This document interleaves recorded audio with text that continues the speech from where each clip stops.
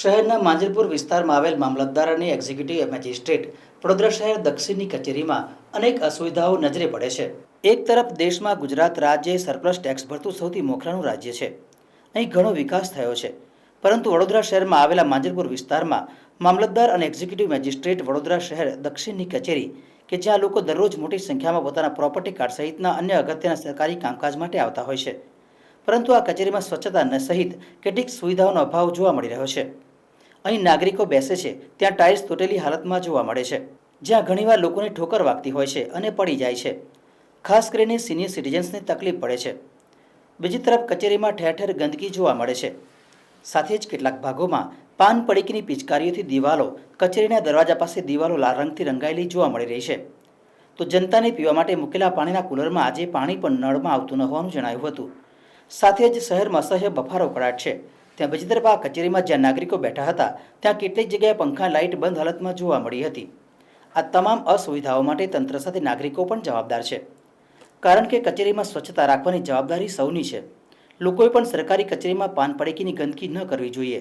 તો બીજી તરફ પ્રશાસન દ્વારા લાઇટ, પાણી, સ્વચ્છતા વગેરેની સુવિધાઓ તરફે ગંભીરતા દાખવવી જોઈએ। સમગ્ર મામલે દક્ષિણ કચેરીના મામલતદાર ફાલ્ગુની સોનીને પૂછતા તેમણે જણાવ્યું હતું કે જે અસુવિધાઓ નાગરિકોને છે અને જે બાબતો ધ્યાનમાં આવી છે તેની રજૂઆત કરી છે અને વહેલી તકે કંઈ સ્વચ્છતા, પીવાના પાણી, લાઇટ સહિત તૂટેલ ટાઇલ્સ અંગેની કામગીરી કરાવવામાં આવશે। હવે આ બાબતે જ્યારે જે બિલ્ડિંગ બનાવવાની એ બિલ્ડિંગ આરએમબી હસ્તક છે અને હવે જે તૂટી ગયું છે અથવા રિપેર કરાવવાનું છે એ બાબતે મેં આરએમબીને પણ જાણ કરી છે અને એ લોકો આનો એસ્ટિમેટ પણ લઈ ગયા છે અને ટૂંક સમયમાં એ રિપેરિંગની એ બધી કામગીરી શરૂ થઈ જશે। અને સફાઈની બાબતમાં અમારે આઉટસોર્સિસથી જે રાખેલા છે કર્મચારીઓ એ આઉટસોર્સથી કર્મચારીઓ મારફતે અમે સફાઈ કરાવીએ છીએ।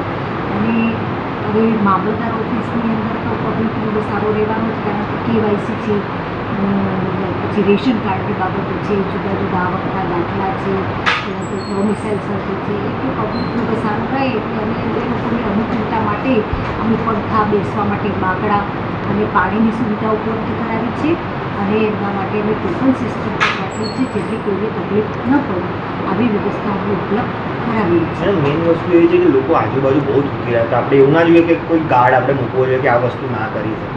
હવે એની અવેરનેસ માટે અમે એના માટેના બધા હોર્ડિંગ્સને એવું લગાવી દઈશું અને એના માટેની અવેરનેસ અમે પબ્લિકમાં પણ આવે એવી કાર્યવાહી। આગળ જતાં હવે ચોમાસું આવી રહ્યું છે, આવી ગંદકી થાય તો રોગચાળો બી ફાટી શકે છે।